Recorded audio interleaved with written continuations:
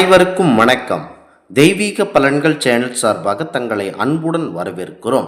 இன்று நம் காணொளியில் காண விரும்புவது கவனம் கவனம் கவனம். சனி பகவான் பிடியில் சிக்கும் 6 ராசிக்காரர்கள் பற்றித்தான் இந்த காணொளியில் விரிவாக பார்க்கலாம். வாருங்கள் காணொளிக்கு செல்லலாம். சனி பெயர்ச்சி பலன்கள் 2025ஆம் ஆண்டில் நிகழவுள்ள மிக முக்கிய பயிற்சிகள் சனி பெயர்ச்சி மிக முக்கியமானதாக பார்க்கப்பட்டது. மற்ற கிரகங்களை விட ராசியில் அதிக காலம் பயணிப்பது சனி பகவான் தான். சனி கொடுத்தால் எவர் தடுப்பார் என்று சொல்லும் அளவுக்கு பலன் வாய்ந்த கிரகமாகும். இந்த சனி பெயர்ச்சியில் கவனமாக இருக்க வேண்டிய 6 ராசிகளை பற்றி பார்க்கலாம். சனி பகவான் 29ஆம் தேதி கும்ப ராசியிலிருந்து மீன ராசிக்கு பயிற்சி ஆகியுள்ளார். சனி பகவான் சுமார் 2.5 ஆண்டுகள் இந்த நிலையில் பயணிக்க இருக்கிறார். இது 12 ராசிகளும் குறிப்பிடத்தக்க தாக்கத்தை ஏற்படுத்தும். இந்த தொகுப்பில் சனி பெயர்ச்சியால் கவனமாக இருக்க வேண்டிய 6 ராசிகளை பற்றித்தான் விரிவாக பார்க்க போகிறோம். அந்த வகையில் முதலாவதாக மேச ராசி. மேசம் சனி பெயர்ச்சியில் முதல் நிலையான விரய சனி தொடங்க உள்ளது. இதனால் மனதில் அவ்வப்போது சஞ்சலங்கள் வந்து செல்லும். உடல் நலம் மற்றும் மனநலம் ஆகிய இரண்டிலும் கவனமாக இருக்க வேண்டும். பொருளாதாரத்தில் மந்த நிலை உருவாகும். உத்தியோகத்தில் சின்ன சின்ன பிரச்சனைகள் வந்து சேரும். எதிலும் கவனத்துடனும் நிதானமான முடிவும் எடுக்க வேண்டும். வீண் விரயம் ஏற்படும். பணி சுமை அதிகரிக்கும். மனக்கவலை இருந்து கொண்டே இருக்கும். வார்த்தைகளில் கவனம் தேவை. கொடுக்கல் வாங்கலில் மிகுந்த எச்சரிக்கையுடன் கண்டிப்பாக இருக்க வேண்டும். தொழிலில் நிதி பிரச்சனையால் சவாலான சூழ்நிலையை எதிர்கொள்வீர்கள்.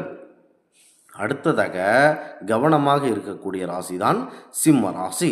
அஷ்டமத்து சனி சிம்ம ராசிக்கு தொடங்குகிறது. இதனால் புதிய பிரச்சனைகள் கண்டிப்பாக உருவாகும். உங்கள் வாழ்க்கை துணையுடன் கருத்து வேறுபாடு ஏற்படும். வாழ்க்கை துணையுடன் விட்டு கொடுத்து செல்வது நல்லது. உத்தியோகத்திலும் சிக்கல்கள் கண்டிப்பாக உருவாகும். பணியிடத்தில் சகல ஊழியர்களை அனுசரித்து செல்வது நல்லது. காரியங்களில் தடை உருவாகும். புதிய தொழில் தொடங்குவதற்கு இது சரியான காலம் இல்லை. உத்தியோகம் மற்றும் தொழிலில் புதிய முயற்சிகள் மேற்கொள்ளாமல் இருப்பது மிகவும் நல்லது. பணி சுமை அதிகரிக்கும். உங்களுடைய உடல் ஆரோக்கியத்தில் பின்னடைவு ஏற்படும். அடுத்ததாக கன்னி ராசி. கன்னி ராசியான உங்களுக்கு கண்ட சனி தொடங்குகிறது. எதிலுமே நிதானம் அவசியம். குடும்பத்தில் ஏராளமான பிரச்சனைகள் வந்து கொண்டே இருக்கும். அது விரைந்து செல்லும். வண்டி வாகனத்தில் அதிக கவனம் தேவை.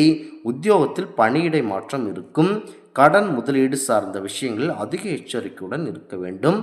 ஆரோக்கியத்திலும் எச்சரிக்கையுடன் கண்டிப்பாக இருக்க வேண்டும். அடுத்ததாக தனுசு ராசி. தனுஷ் அஷ்டமத்து சனி தொடங்குகிறது.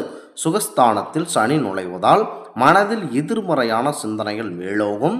குடும்பத்தில் அவ்வப்போது பிரச்சனைகள் தலை தூக்கும். வீண் விவாதங்கள் தவிர்த்து பொறுமையாக செல்வதால் பிரச்சனைகளை தவிர்க்கலாம். தவறான நபர்களிடமிருந்து விலகி நிற்பது நல்லது. பணி சுமையால் உடல் சோர்வு கண்டிப்பாக அதிகரிக்கும். அடுத்ததாக கும்பராசி. கும்பம் ஜென்ம சனி விலகினாலும் பிரச்சனைகள் ஓயாத போது இல்லை. உத்தியோகம் தொழில் பெரிய லாபம் இருக்காது. சில நேரம் நஷ்டம் ஏற்படவும் வாய்ப்புள்ளது. மனக்குழப்பங்கள் அதிகரிக்கும். ஏதிலும் தெளிவாக திட்டமிட்டு செயல்பட வேண்டும். ஆரோக்கியத்தில் கவனமாக இருக்க வேண்டும். இரவு நேர பயணங்களை கண்டிப்பாக தவிர்ப்பது நல்லதாகவே பார்க்கப்படுகிறது. அடுத்ததாக மீனராசி நண்பர்கள்.